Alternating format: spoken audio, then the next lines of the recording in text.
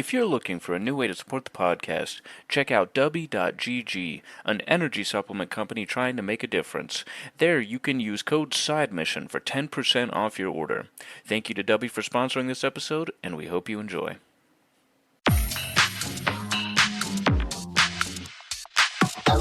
Welcome into the newest episode of Side Mission. I, like always, am your host, Rusty Ellis, joined by, well, I guess I can't really say one of the boys because neither of the boys are on this episode. Well, I've got my friend Darius Horton here with me on a special episode. Darius, another fighting game, although a little bit more of a non-traditional one coming out, but another fighting game means another time with you on Side Mission. How's it going, brother?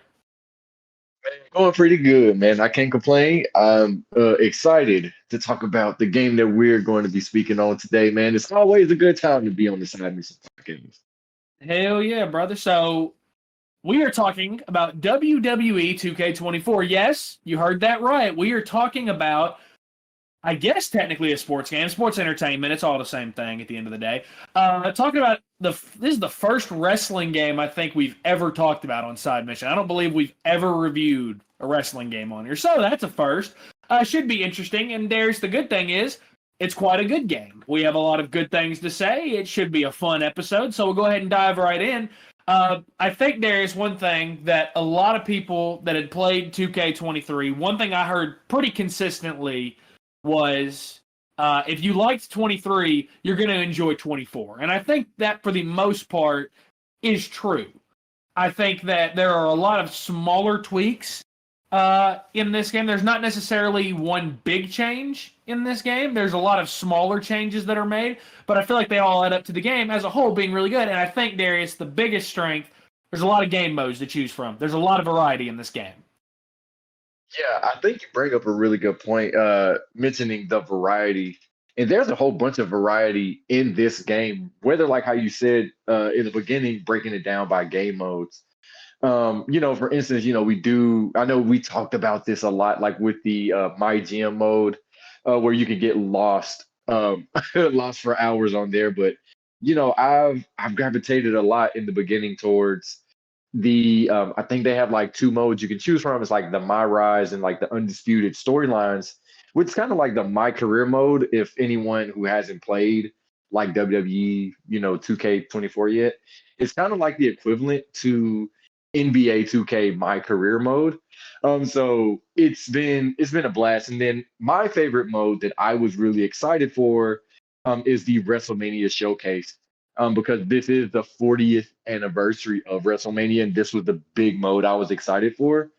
And I feel like this was a great, game where they expanded on it, because the last time they had the WrestleMania Showcase mode, to my knowledge, was on WWE 2K14, and I had a blast playing it on 14. So when I heard that this mode was coming back on 24, I immediately was like, oh, I have to play this game, just because I spent hours playing the WrestleMania Showcase on 2K14. But man, when you speak about variety, man, it's so multifaceted in this game because of the story modes and because of the, all the modes that they have, but also too, and I feel like I've always found this with WWE games, the variety in customization on this game is leaps and bounds of anything that I've experienced with the WWE game in a long time.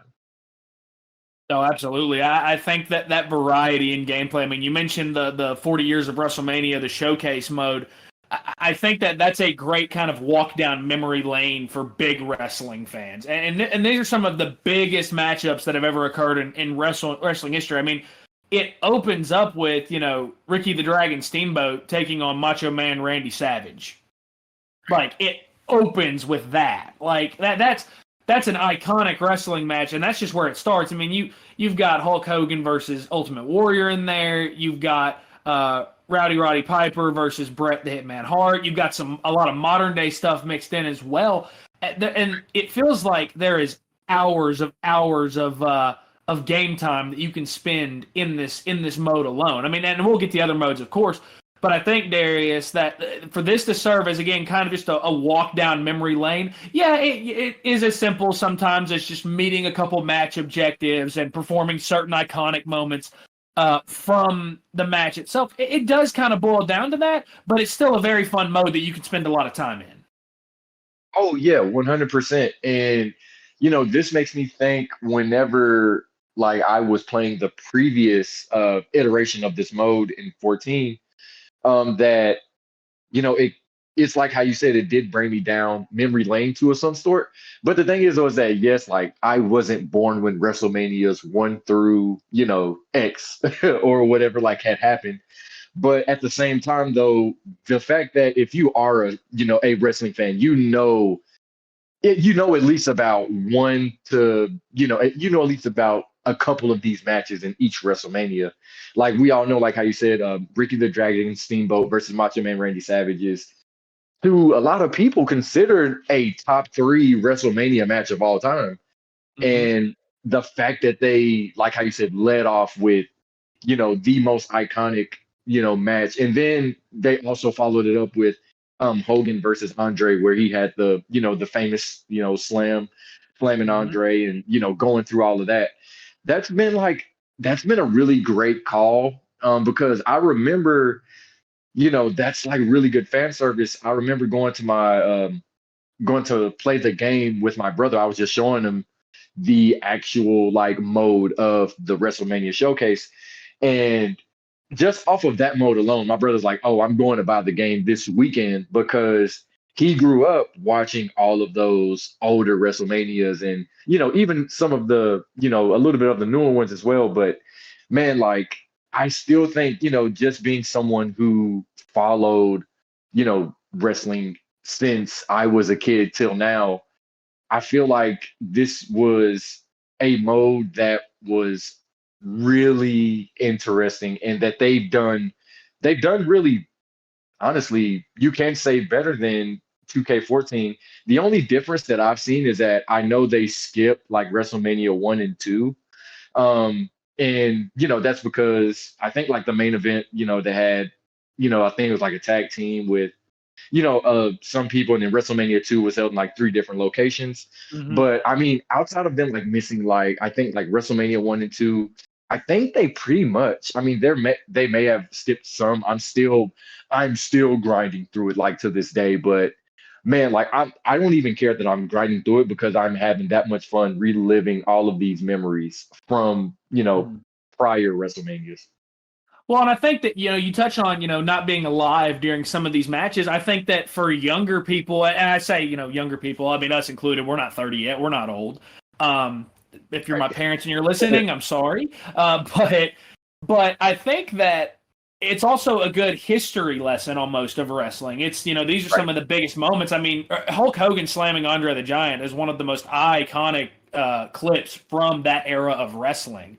I mean, you talk about the rivalries between like The Rock and Steve Austin. That's an iconic rivalry from that era of wrestling. So I love Showcase mode. I think it's really cool. It can be oversimplified sometimes, but I think it's a really fun mode. Before we touch on other modes, I think that we've got to talk about the gameplay, because that's what really drew me in early on. That is what I really liked about this game. Was I like that when we talk about variety in gameplay, I like that different wrestling classes don't feel the same.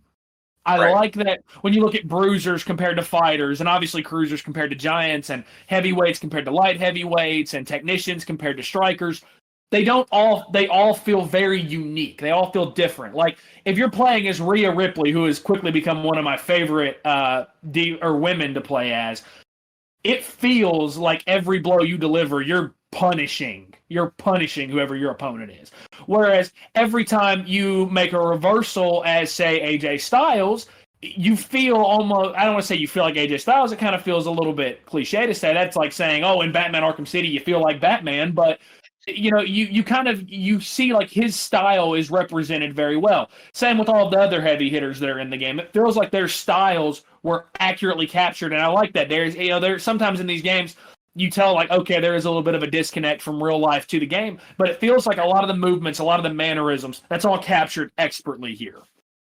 Yeah, it really is. And when I actually played and just sat down and focused a little bit on the gameplay, I would say like the first because the last time I played a WWE game was excuse me was 2K14, but I did periodically like if it was on like Game Pass or something like that, like I'll pick it up and play it for a little bit like some of the other ones, but this one I really wanted to sit down and just figure out the gameplay, and I felt like when I was playing, like how you mentioned, if you're playing as AJ Styles or if you're playing as Rhea Ripley, you actually feel the moves that they actually do and how they wrestle in real life.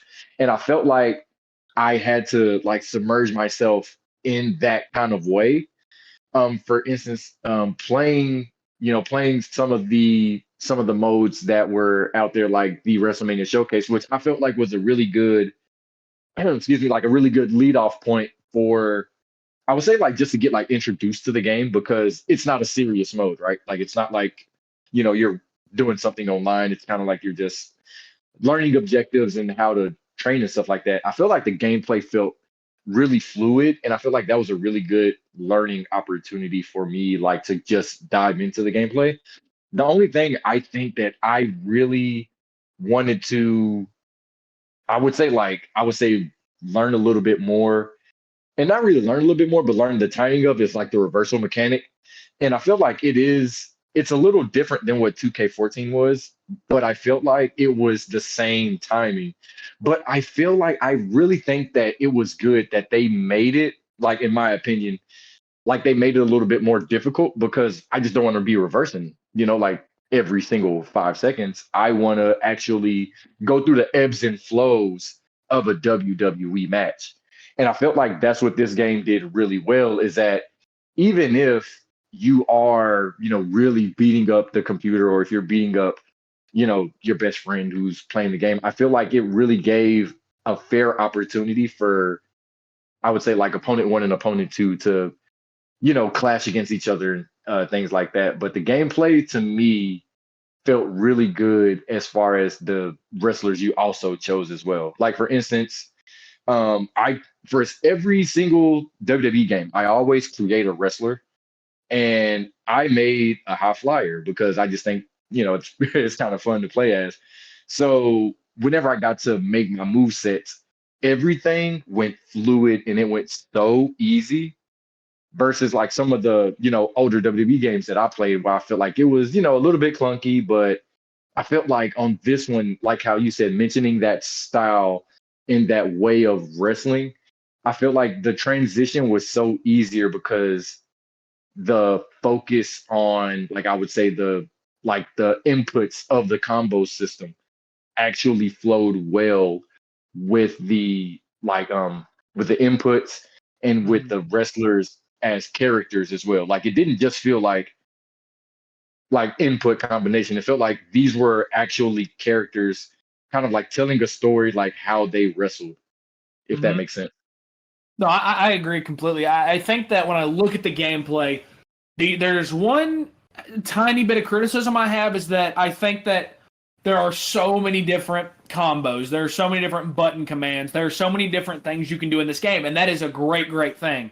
But because of that, there are sometimes some things that are tied to the same button, and when you're trying to do one thing, you can quite often end up doing something entirely else. Like when you want to try to Irish whip somebody, typically what you have to do is you have to grapple them, you have to press R1 in circle to just normal Irish whip them. To do a strong one, you have to hold them down. Well, the problem is that if you also just press circle, if you press circle just a hair earlier than you press R1, you'll end up picking them up, regardless of if you also had the R1 input as well. So it's one of those things where I feel like there are a couple things I've tried doing in this game where the button prompts and the button commands are a little too similar, and because of that, you end up getting caught trying to do one thing when you want to do something else. But other than that, the gameplay is very smooth. I was a little worried at first about the whole reversal system and would I be able to pick it up after not playing this game for so long. It's the first WWE game I've played in years. I mean, Darius, I have memories back when we were in college of going and getting Far Cry one night and you being the one guy in line, a line of 40 people that was there to get WWE. So, Hilarious. I mean, Oh man. it's one of those things where I have not played these games in so long, but the tutorial and really the game itself gives you quite a bit of experience. I think the other thing that really helps is that this is a very non-traditional fighting game in the sense that in Tekken, in Mortal Kombat, it's very easy to steamroll somebody, and even if they get one reversal on you, it doesn't really get them back in the fight. They have to then work their way back. This game, ultimately, it is sports entertainment. If you're getting destroyed in a match, all it really takes for you to gain the upper hand is one reversal. It takes one real reversal, and if you do that, the computer can be beating your ass. But if you get that reversal off, you can unleash a couple combos and unleash a signature, and all of a sudden you've snatched victory from the jaws of defeat. So it's fun in that aspect of it can be very challenging. It can be a pretty unforgiving game. It can be tough, but you're always, it feels like one button click away from being able to get back into a fight. So talking about other modes, I really want to talk about my GM mode because that absolutely consumed my life the first couple of days I played this game. I think I told you, Darius, that when I first got the game, I played it, and the first 2 sessions that I had, I was 10 hours deep into the game by the end of the second session. Like, I was so invested into my GM mode because it was just addicting. I don't want to say that you get the full impact or the full idea of what booking a show is like, but it does its best in a very short amount of time to give you an idea of, hey, when Triple H is booking these shows and when these writers are booking these shows, they're planning storylines. They're trying to create rivalries. They're trying to, if you're doing, if you've got 3 matches in a show, if you've got 4 matches in a show, you want that opener and your main event to be your heavy hitters, and you want those mid cards to fall somewhere in between. You don't want the mid cards to exceed or outperform the opener or the closer. You want those to be your highlights. And then obviously promos, you want those to be what helps you build your rivalries. You can also use those as advertising promos to make a little bit more money and give yourself a bigger budget. You can use it as a charity promo to give yourself more fans. You can use it as self promos to build popularity for your lower popularity stars. And there's so much that goes into it in terms of, getting access to a better arena and getting access to better pyro and getting access to better advertising. There's so much that goes into it, and so much so that, the roster that you draft at the very beginning of it, that was often in the several save files that I did because I probably spent 25, 30 hours in this mode. There was very rarely a time when the roster I drafted was the exact same roster that I ended the following season with. Very often, I found myself making trades. I found myself going and getting free agents because people that I drafted just the rivalries didn't hit the way I wanted them to hit. I think that there's so much that goes into it, Darius, and the different brands that you can play as too, the different general managers you can control too. There's so much variety here. Again, there's that word variety. It's such a big strong point of this mode. Right.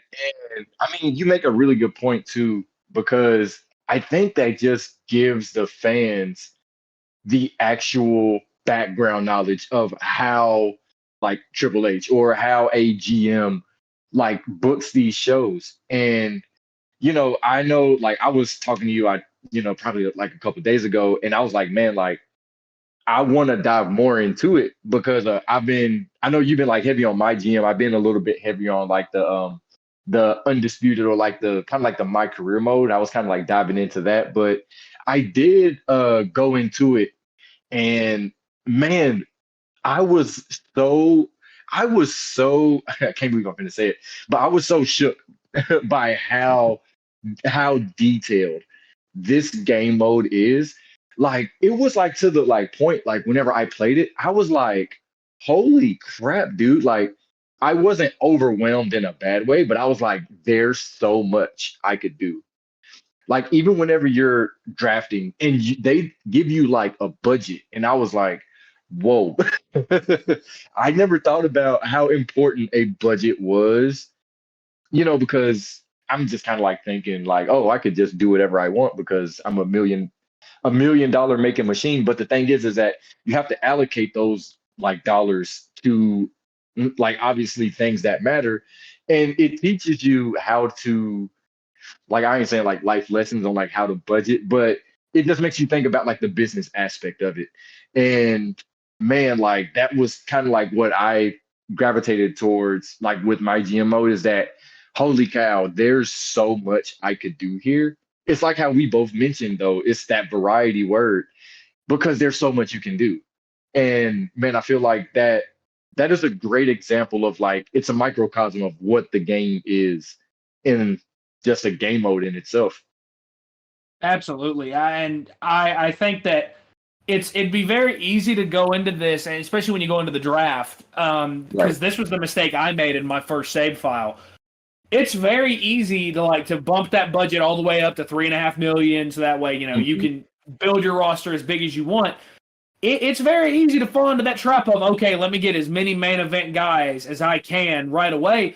But you quickly found out, as I did, you can't really do that and be successful, because if you go with all high dollar talent, Yep. you run out of rivalries very quickly. You can run out of rivalries very, very quickly. For example, my first save file, I went with the meta, and I was like, okay, first overall pick, I'm going to take Cody Rhodes. I'm going to take a Mhm. specialist. He can match up with anybody. That's okay. I'll take him. That's smart. Well, then, oddly enough, somehow Roman Reigns was still available when I got to my next pick, and I was like, okay, well, shoot, give me Roman Reigns. Well, and then after that, I noticed that Seth Rollins was available, and I got Yep. him, and just like that, I've spent $1 million. I've spent a third of my budget just like that, and I don't even have a women's division yet. I don't have Oof. a women's division. I don't have anybody for Seth Rollins to feud with. Mhm. I don't have my mid card taken care of. I don't have my tag team Tag division team. taken Yep. care of. Like, there is so much that goes into that. And I was like, holy cow, like, great, I've got 3 main event stars, and that's awesome. But I don't really have much of anything else. And now I have to really penny pinch in order to make this work. So the strategy that I often went with was the first person I drafted, I've always said, this is going to be my main event guy. This is Mhm. going to be my main Right. eventer. This is going to be who I put the title belt on first, regardless of heel, face, whatever, specialist, bruiser, whatever. They are going to be who I put the title on first. The second overall pick is going to be whoever matches up best with them, and they are going to be the opposite of, if they're a face, it's going to be a heel, and vice versa. If they're a heel, it's going to be a face. So there were times where I drafted, say, Seth Rollins first overall. Well, I looked at it and said, okay, Seth Rollins is, I believe he was a specialist. I believe he's a specialist. I Yes. think Yeah. he is. I said, okay, if I can find another specialist that can match up with him and guarantee me great matches, that's great. If not, I've got options. But there were also times where I drafted, say, AJ Styles first. Okay, he's a fighter. I need to find a heel bruiser that matches up with him because he's a fighter. So because of that, you're drafting thinking about that. And then what I would do next is, okay, I've got my bruiser and my fighter taken care of. Now let me find a cruiser and a giant that I can have go off in the mid card. So, for example, if I'm Raw, I need somebody to be the United States champion. So let me now, what I think the pairing I ended up with most often, funny enough, was Jey Uso and Gunther. That was typically the pairing that I ended up with. But I also used this opportunity to say, okay, is there anybody with high stamina that I think I can build into a star that might not be a star right now, but I can build them into one? And that's how I liked this mode. It got me thinking. And then I would take care of the tag team division. I'd take care of the women's division. And I think the women's division was where I had the most fun, because right now in WWE, in the game and in real life, this is one of the deepest, one of the deepest rosters of female wrestlers. Like, I was able to build almost every draft after that, after my first, I was able to build literally every roster and the women's division with maybe 1 or 2 big names, and the rest were wrestlers that I was like, I think I can build them. I think I can build them into stars. So I may have started with, say, Charlotte Flair and Liv Morgan, but beyond them, I also had Zoe Stark a lot. I also had Tiffany Stratton a lot. I had wrestlers, I had Dakota Kai a lot. I had wrestlers, Indy Hartwell was another one, that I felt like I could build into being stars that might not be stars right now, but can give me a solid mid-card match here and there, can give me a decent promo here and there, And because of that, they end up helping me put on a good show. And if I build them up properly, they can be main event talents eventually. Very rarely did I go with more than one or two big names. There were not times where I was like, okay, give me Bayley, Rhea Ripley, Charlotte, and Io Sky. Like, there was very rarely did I end up doing that. Most of the time, it was building up names. Like, I think that I'm trying to think of other wrestlers. Like, one that I drafted a lot, like later in my drafts, because her stamina is so high, and that's another part of it that we can get into, Darius. I drafted Blair Davenport a lot because her stamina starting off is like an 88. So it's one of those that she can go for about a month straight of matches before I really need to start thinking about conserving stamina on her. Now, I wouldn't recommend doing that, but the stamina management's another thing, Darius, that you don't want any wrestler stamina getting too low, because then all of a sudden they can get hurt, and then you really can get yourself into trouble. Right. And that's what I really enjoy about this mode, is that it's kind of like how you said, it makes you think. And what I was so surprised by, but I guess this does make sense, right? Like, when I first started drafting, I think I drafted like Seth Rollins first, because like I said, he was a specialist and all this stuff. But I looked at his stamina, and his stamina was like 50. It was like really low, compared to I think like AJ Styles. But I think Randy Orton has like a lot of stamina, which is awesome, and pretty neat. But at the same time, I didn't never think about that. And like, of the first, draft that I did. But, the more I got into it, I was like, oh, okay, now I see why this makes sense. And I know, like, they give you like the little tutorial, and they show you like on the side, like, what each thing means. But it really doesn't hit you until they actually like have to rest. And then you're like, okay, well, now it's time for like some load management, and they probably can't, wrestle every week. But the attention to detail that I never even thought about, and man, like the popularity thing, the whole popularity system, which it interweaves with everything, as far as like, how can they cut a promo? How can they, I guess, like connect with the audience and things like that, man. It's just such a really like detailed game. And like I said, and I know you put a lot of hours into it. I'm still like in the beginning stages of it. But the thing is though, even though, I did a couple of drafts and try to see like what my style is, I still come away blown away. Like, every single time I play, I'm always finding something new, which is pretty interesting. But yeah, the whole stamina system is really a detailed way, but it makes you think too, like, it makes it relate to real life. Like, you got to think, you don't see Randy Orton, or you don't see, I know it's like WrestleMania season right now, so everybody's, on Raw or on SmackDown.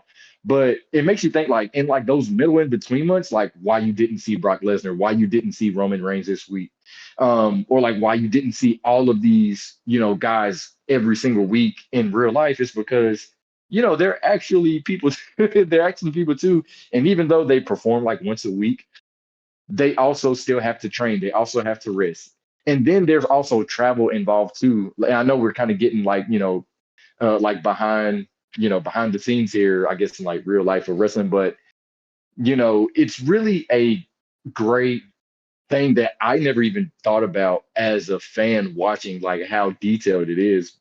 But I mean, then, like I said, still in the beginning, I'm still learning so much, and I'm still enjoying some of the things that like I'm learning about, like the style of GM that I am. But I did take your advice though. I did use Paul Heyman in ECW. So that was what I was going to say next. Is my advice to anyone who's having trouble and wants to kind of learn the ropes with an easier drum. I discovered this when I was like, you know what, I'm just going to do ECW. One, ECW is a cheat code because there's no women's title. So you don't really have to draft much too much of a women's division. Now, I'm not saying do that because less women, har, but what I'm saying that for is that's a few less titles that you have to worry about. Now, you still need good rivalries with them. You still need quality matches with them, and it helps for variety's sake to have them there as well.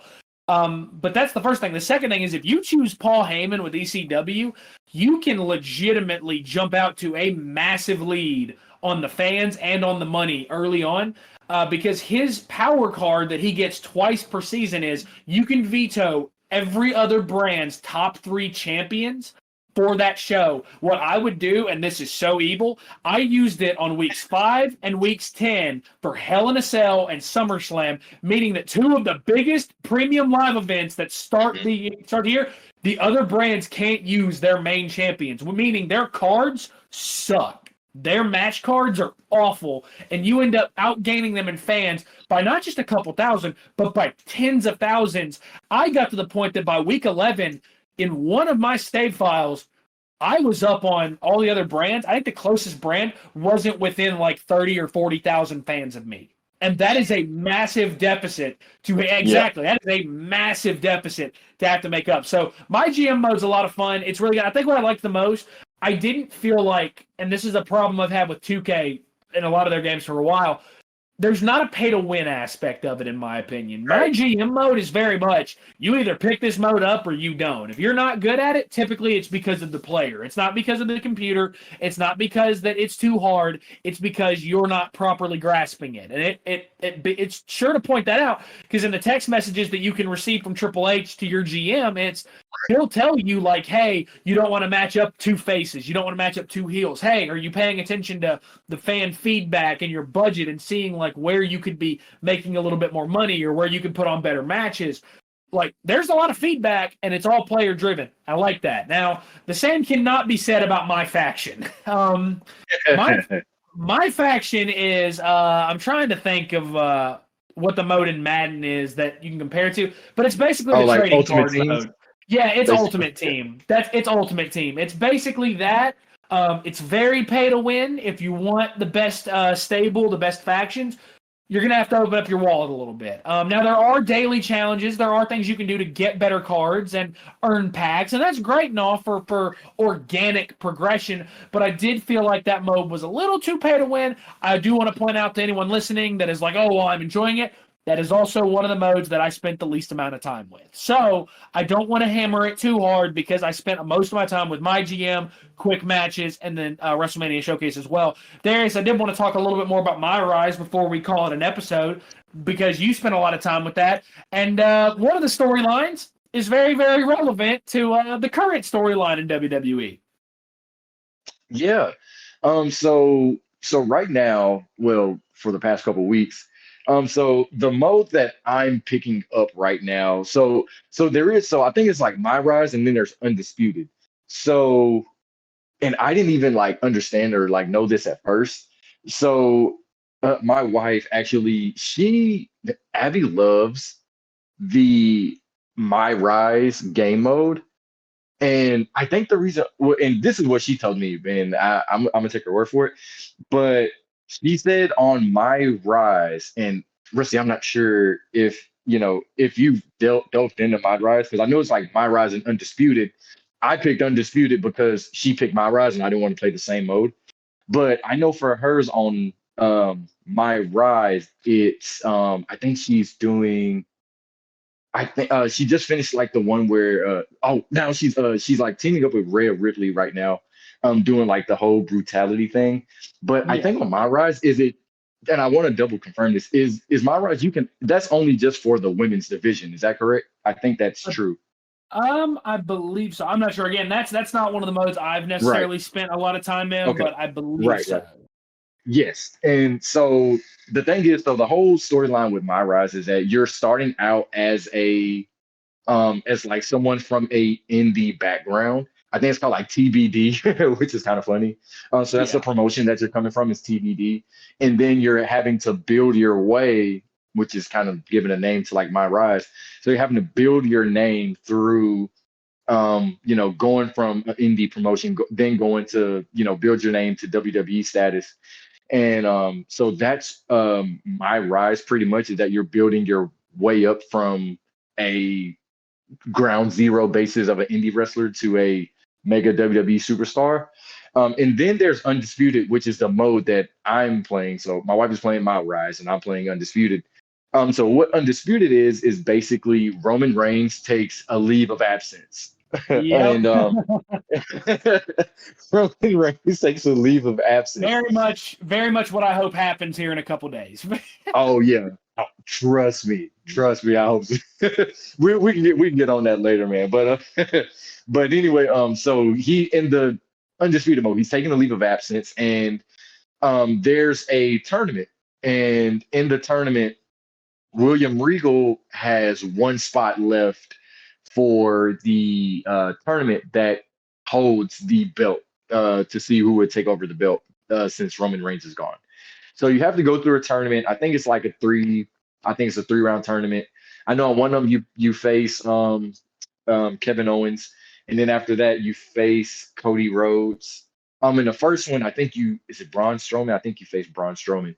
So yes, Braun. I think it goes Braun, KO, then Cody in the championship. So yeah, so once you do that, and then Roman Reigns is in the game, but he's like trolling you so hard, where he's just talking massive stuff about you. He's like, "Oh, you're only you're only winning the title because I'm not here." So you're basically having to earn your respect. Like I think right now the storyline I'm in is I think it's I just played not too long ago. So the storyline I'm in, oh, so there's a part where Kane comes in and Kane interrupts everything. And and I was just like, it's so random that it's Kane, but it's kind of funny. So then there's a part in that mode where you're having to talk to Lita and then like Dominic Mysterio as well. And there's like, hey, like we have information on how to beat Kane. So you have to pick which one. Obviously, I chose Lita because I mean, I'm a kid who grew up watching Lita wrestle. No disrespect to Dominic, but I mean, it's Lita. Like, who's gonna turn down Lita, right? So I chose to go like the path with Lita, and then you have to like she gives you the brass knuckles. I would say like the power up move basically. So you have to beat Kane with the brass knuckles, and then you basically get all of this stuff. And then that's one thing I just love about these modes in general is that also doing them, you can unlock so much gear. Like if you are someone who likes to create wrestlers like me, this mode gives you a lot of opportunity to unlock so much gear, so many like costumes, so many like masks, any type of apparel that you can customize with, you can do that. So yeah, it's pretty much like I said, it's my career mode. Like if you played NBA 2K or whatever, it's pretty much the same thing, but just in the WWE universe, basically. But it's fun. I've loved the story modes. The story modes are awesome, and because there's the Miz, then there's like a Miz storyline. There's Kane, and then obviously the whole Cody Rhodes thing. There's so many ways you can take it, but the I've seen Abby play so many different like story modes. Like there's like because like she's promoting a movie on one of the storylines, and it's like you're being possessed by, or like her character is being possessed by like a demon or something like that. And it's the most bizarre thing I've ever seen, but it's kind of entertaining though. I really enjoy it because it's so different and the storylines are so off the wall. I think it's like kind of funny and kind of crazy. But yeah, it's fun in my opinion because I've always thought what it would be like to do like my career for WWE, and it's basically this mode in a microcosm. Yeah, absolutely, and it's why it's a little bit surprising for me that I've not spent as much time with that mode because, dude, when I get NBA 2K every year, that's like the first mode I dive into is my career. That is the very first mode I dive into. I don't play a normal game. I jump into my career, I make my dude, and then I spend hours upon hours typically in that mode alone. And I Right. think that my rise is a great kind of smaller case of why this game is as high quality as I believe it is. There's a ton of variety, like we've said, and there's a lot of bang for your buck. This is a $60-$70 game, and obviously games can be expensive, as you and I both know. We play enough games to know how expensive they are. But for what you're spending, you're getting quite a bit of value for it. And we've talked about it in a lot of games that have come out this year. Spoiler alert for the Rise of the Ronin episode whenever we record that.